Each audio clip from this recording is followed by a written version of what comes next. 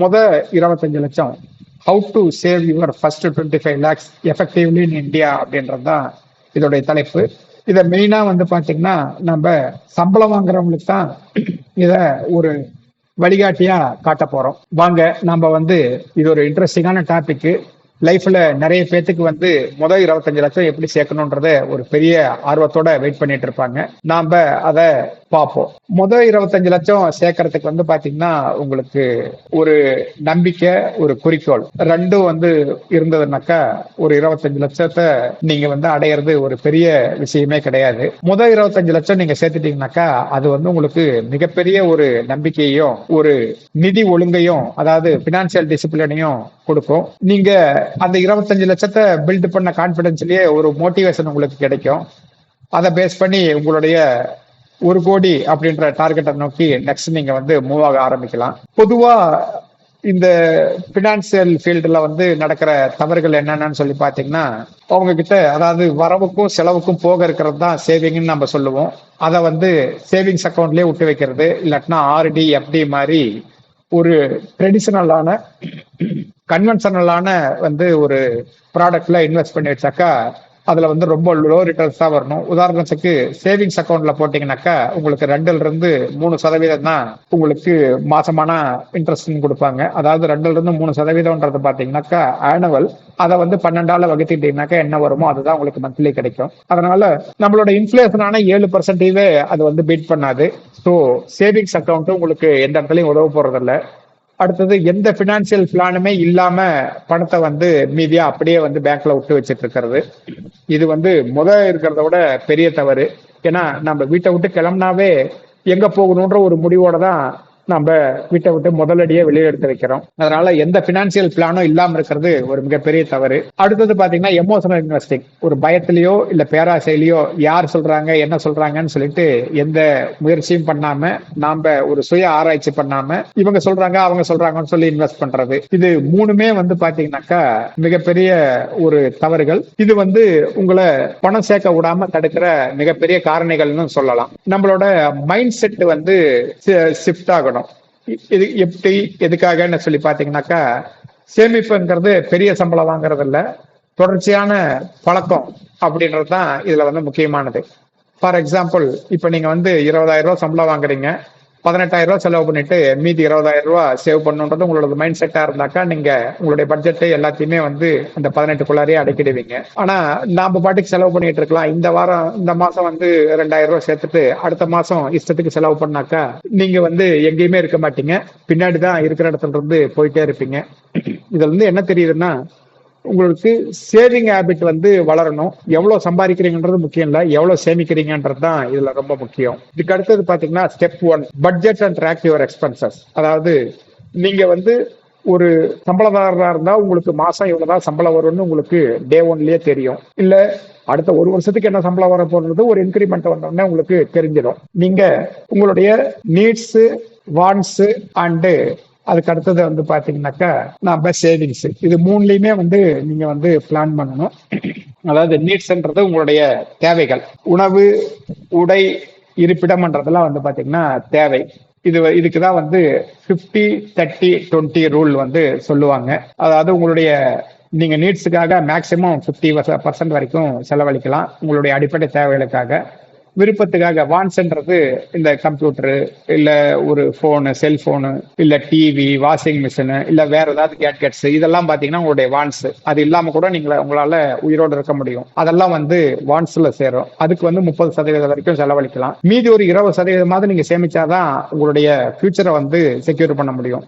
எதனால சொல்றேன்னா, நான் வழக்கமா சொல்றதுதான், எப்பயுமே நமக்கு வந்து ஒருத்தர் 20 வயசுல வேலைக்கு சேர்ந்து 40 வயசு வரைக்கும் வேலை செஞ்சாருன்னா கூட 450 சேலரி தான் கிடைக்கும். இந்த சூழ்நிலையில அவரு 7% இன்ஃபிளேஷனை வந்து பீட் பண்ணணும். இது முதல் ஸ்ட்ரகிள்.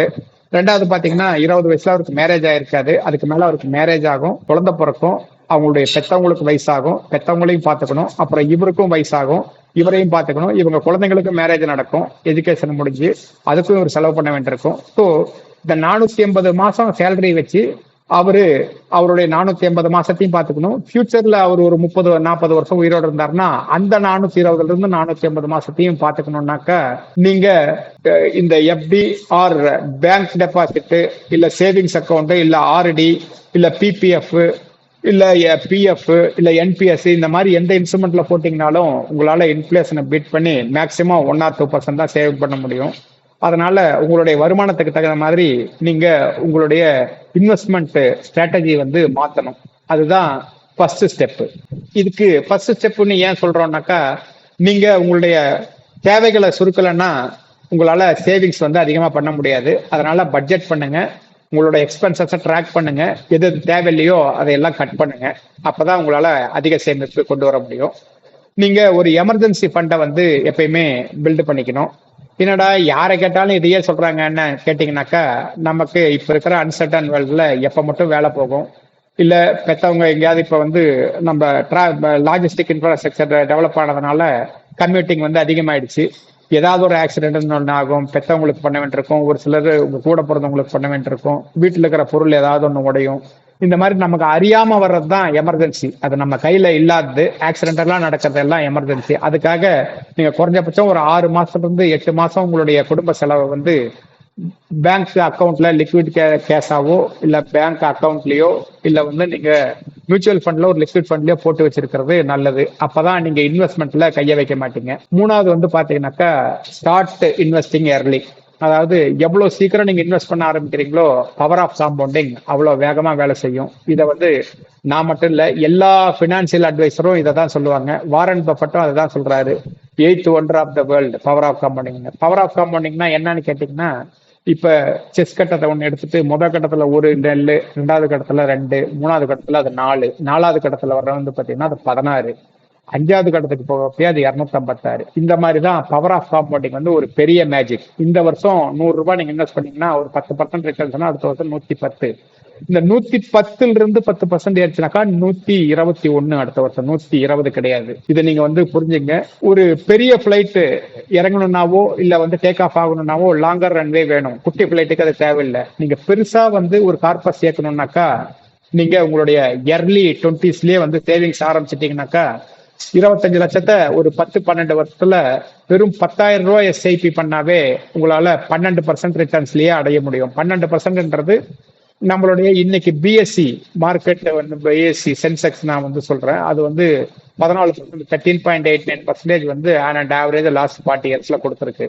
அதை விட 2% கம்மியா தான் நான் சொல்றேன். அதனால 12ன்றது நீங்க மினிமம் 7 இயர்ஸ் வச்சிருந்தீங்கன்னாக்கா கண்டிப்பா வந்து அதை அடைஞ்சிடலாம். அடுத்தது டேக்ஸ் சேவிங் இன்ஸ்ட்ருமெண்ட். நீங்க சம்பளதாரரா இருந்தாக்கா உங்களோட இன்வெஸ்ட்மெண்ட்டை டேக்ஸ் சேவிங்க்கும் வர்ற மாதிரி ஏடிசி இதுல பாத்தீங்கன்னாக்கா இந்த இஎல்எஸ்எஸ் ஃபண்டு, என்பிஎஸ், இபிஎஃப் இதுல எல்லாம் போட்டீங்கன்னா நீங்க டேக்ஸ் சேவிங்கும் இதுல அடைஞ்சிடலாம். இதுக்கு அடுத்தது பாத்தீங்கன்னாக்கா லைஃப் ஸ்டைல் இன்ஃபிளேஷன், அதை வந்து நீங்க வந்து அவாய்ட் பண்ணும். என்னன்னு பாத்தீங்கன்னா லைஃப் ஸ்டைல் இன்ஃபிளேஷன்னா என்னப்பா, நான் இன்ஃபிளேஷன் கேள்விப்பட்டிருக்கேன். லைஃப் ஸ்டைல் இன்ஃபிளேஷன்னா என்னன்னா, இப்போ ஒருத்தர் 10,000 ரூபாய் சம்பளம் வாங்குறப்ப அவர் வந்து 5,000 ரூபாய் வீட்டு வாடகையில் இருப்பாரு. அவருடைய தேவைகள்லாம் வந்து 10,000க்குள்ள சுருக்கிக்க பார்ப்பாரு.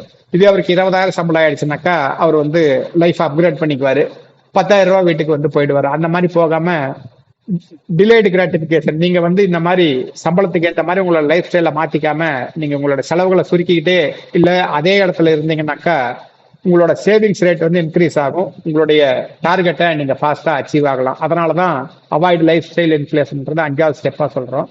அதே மாதிரி இப்ப நீங்க சம்பாதிக்கிறதை எப்படி அலோகேட் பண்ணலாம் அப்படின்னு வந்து பாத்தீங்கன்னாக்கா, நீங்க அக்ரெசிவா க்ரோ ஆகணும்னாக்கா 50% வந்து ஈக்விட்டி மியூச்சுவல் ஃபண்ட்ல இன்வெஸ்ட் பண்ணுங்க. ஒரு 25% பிக்ஸ்டு இன்கம்ல வந்து இல்லாட்டாக்கா டெப்ட் இன்ஸ்ட்ருமெண்ட்ல வந்து இன்வெஸ்ட் பண்ணுங்க. ஒரு 15% வந்து பிபிஎஃப் ஆர் என்பிஎஸ்ல வந்து இன்வெஸ்ட் பண்ணுங்க. எமர்ஜென்சி ஃபண்டு ஒரு 10% எப்பயுமே கையில வைங்க. இந்த மாதிரி வச்சீங்கன்னாக்கா ஒருவேளை ஈக்விட்டி கை விட்டாக்கா டெப்ட் மற்றது வந்து 50% உங்களை காப்பாற்றும். ஏன்னா எல்லாமே ஒட்டுக்கா கீழே விழாது. ஈக்விட்டி வேற, கீழே இருக்கிற இந்த டெப்ட், என்பிஎஸ் ஆர் எமர்ஜென்சி ஃபண்ட்ன்றது வேற. இதெல்லாம் லிக்விட் கேஷாவே உங்ககிட்ட இருக்கும். அதனாலதான் பேலன்ஸ் அப்ரோச் எப்பயுமே வச்சுக்கணும். ஓவர் கான்பிடன்ஸ் வந்து உடம்புக்கு நல்லதில்லை. அடுத்தது பவர் ஆஃப் காம்பவுண்டிங்க நான் முன்னாடியே எக்ஸ்பிளைன் பண்ணிட்டேன். Time plus consistency. நீங்க வந்து எவ்வளவு நாள் கொடுத்து அதை கன்சிஸ்டன்டா மெயின்டைன் பண்றீங்களோ உங்களுக்கு செல்வம் அவ்வளவு சீக்கிரத்துல வளரும். இதுக்கு அடுத்தது பாத்தீங்கன்னா ஒரு ஃபைனல் டிப்ஸ். நீங்க உங்களோட சேவிங்ஸை ஆட்டோமேட் பண்ணுங்க. உங்களுடைய கோல்ஸை வருஷத்துக்கு ஒரு தடவையாவது ரிவ்யூ பண்ணுங்க. அடுத்தது இந்த கிரெடிட் கார்டு யூசேஜ் வந்து முடிஞ்ச அளவுக்கு அவாய்ட் பண்ணுங்க. அப்புறம் பணத்தை அப்புறம் பினான்சியல் சம்பந்தப்பட்டதை வந்து முடிஞ்ச அளவுக்கு கத்துக்கிட்டே இருங்க. டெய்லி சேமிப்பு அப்படின்றது பாத்தீங்கன்னாக்கா உங்க கையில தான் இருக்கு. அது 60-70% நீங்க சேமிச்சீங்கன்னாக்கா உங்களோட சம்பளத்துல நீங்க அதிவிரைவிலேயே உங்களுடைய டார்கெட்டை அடைய முடியும். அடுத்தது பாத்தீங்கன்னா 25 லட்சம் முதல் சேர்க்கறது வந்து கண்டிப்பா லக் இல்லை. அது வந்து ஒரு கன்சிஸ்டன்ட் ஆக்ஷனோட ரிசல்ட்ன்றத புரிஞ்சுங்க. உங்களை நீங்களே வந்து தட்டி கொடுத்துங்க. முதல் 25 லட்சம் உங்களால கண்டிப்பா அடைய முடியும். இது வந்து ஒன்றும் பயங்கரமான விஷயம் கிடையாது. ரொம்ப பொறுமையும் இங்க வந்து ஒரு கன்சிஸ்டன்சியும் விடாமுயற்சியும் இருந்ததுனாக்கா உங்களால கண்டிப்பா இந்த 25 லட்சம் டார்கெட்டை வந்து கண்டிப்பா அடைய முடியும். சம்பந்தமா இல்ல நிதி சம்பந்தமாவோ இன்சூரன்ஸ் சம்பந்தமாவோ லோன் சம்பந்தமாவோ ஏதாவது கேள்விகள் இருந்தா தாராளமா கீழ்கண்ட நம்பர்ல நீங்க எங்களை அணுகலாம். நன்றி, வணக்கம்.